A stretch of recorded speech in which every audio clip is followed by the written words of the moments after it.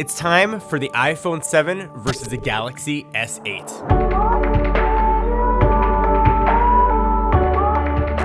I'm gonna do this, and there's not gonna be any cop-out, whatever phone's best for you conclusion. Every one of these 6 categories is gonna have a winner, and I'm gonna declare the winner at the end of this video. Let me get a few caveats out of the way. I am well aware the iPhone 7's been out for about 8 months.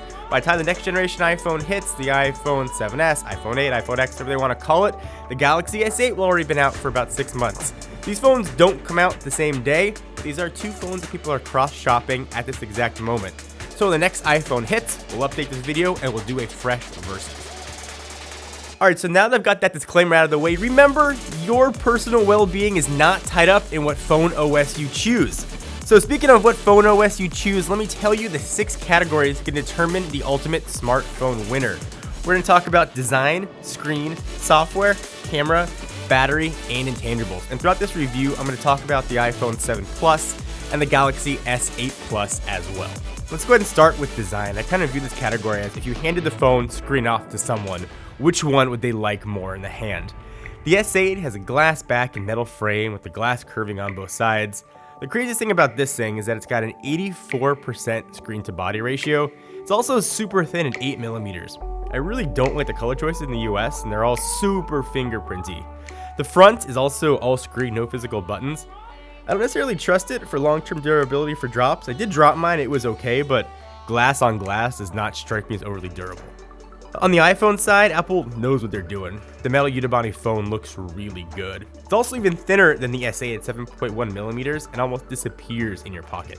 The color choices are way better here and not nearly as fingerprinty unless you decide to go jet black. You still have a large Touch ID sensor in the middle, making for pretty significant bezels. In fact, its screen to body ratio is 66%. Just based on design, this one should be pretty obvious. Galaxy S8 takes the category. Next, let's talk about screen. This one is arguably the most important category since the way you interact with your phone is all through the screen. And I think that this winner here is going to be pretty obvious. Samsung Super AMOLED screen on the S8 and the S8 Plus are damn good looking. They both have the same QHD Plus resolution, so that the 5.8-inch screen on the smaller S8 model actually has a higher pixel density than the larger 6.2-inch display, and it's a really big one on paper. On the iPhone 7 side, it's a 4.7-inch IPS panel, the resolution of 750 by 1334, the PPI of 326. Just let that sink in right now. 326. Remember, the PPI on the S8 is 570. And I get pixels per inch isn't everything. It's how the screen looks and outdoor visibility, how it looks inside that matters. And 100 out of 100 times, the Samsung screens on either phone look better than what Apple has to offer. So clearly, winner goes to the Samsung Galaxy S8. All right, let's jump into software and OS, and I could feel the fanboy rage bubbling. Let me channel it here for a minute.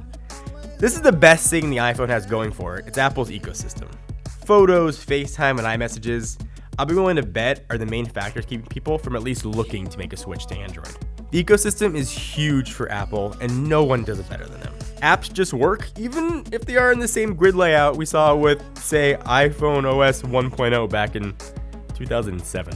If you haven't looked at Android in a while, it's come a long way since the honeycomb days, and Samsung's UI on top of Android 7.0 as of this filming is actually really good. I love the flexibility to customize the phone to look how I want it, but it does lack some of the polish of iOS 2, and there are too many versions running on too many different phones to really get a consistent experience. Samsung did a nice job here at backup and restore, but it's still not as elegant as what you have on the iPhone.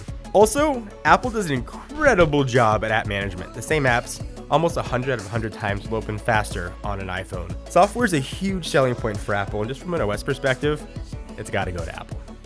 So Apple came back swinging. Let's talk about camera. I know this matters to a lot of people.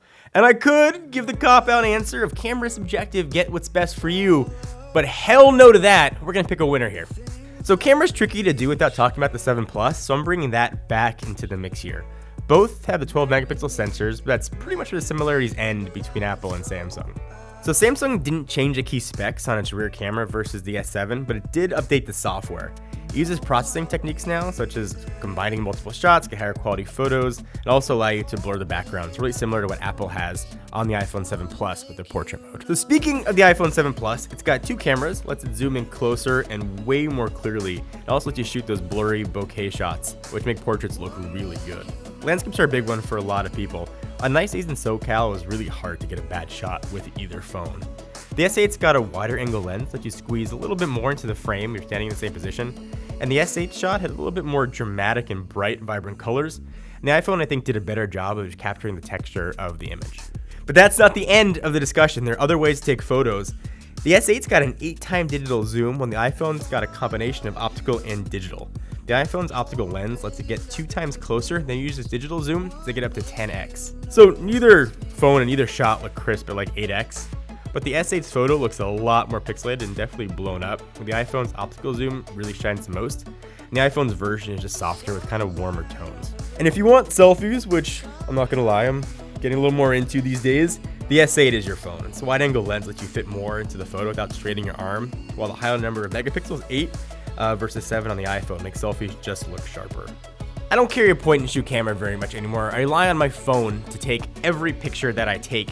And if I had all these lined up on a table and had to pick one to go out to a big family event or take photos of my kids or go shoot landscape, the best phone for almost every situation, I'd pick the iPhone 7 Plus. It's the winner here. All right, so next let's talk about battery, because your phone's gotta keep going.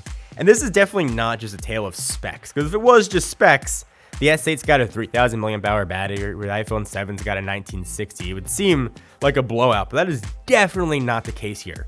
Samsung gives you awesome battery saving options, plus quick charge and wireless charging. The iPhone generally lasts me about 5 to 8% longer on a typical day of the same usage, but 7 minutes of fast charging totally negated that. So despite the iPhone lasting longer on normal mode, the S8 on max battery mode is incredible and can stretch 5% battery life into almost 9 hours. Plus way more ways to charge, plus fast charging. I'd rather have the flexibility to put into max mode or to put into a mid battery saving mode and get longer battery life. And also if I can get near a wall outlet, plug it in for 5-6 minutes and gain 10 to 15%. The winner here is the Galaxy S8, but it was close. And next, let's talk about intangibles. You might want to get out a checklist for this. Let's talk about the Galaxy S8. IP68, quick charge, wireless charging. It's got a headphone jack, which is something I have to talk about nowadays. Bluetooth 5.0, so you can connect 2 wireless headphones to it.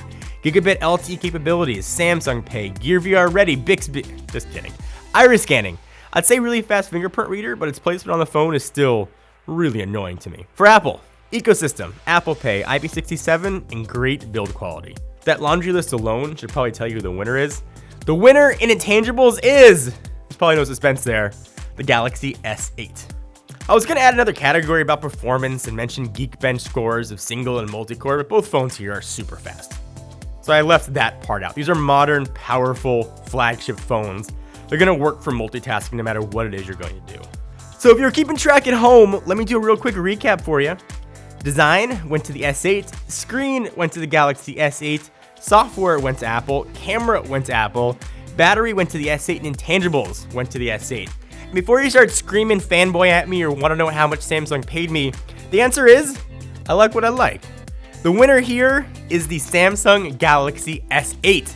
Now in a few months, Apple's gonna have a chance to answer this, to come out swinging with the iPhone 8, the iPhone X, iPhone Edition, or whatever name they wanna call it, which should bring things to the table that the Galaxy S8 has.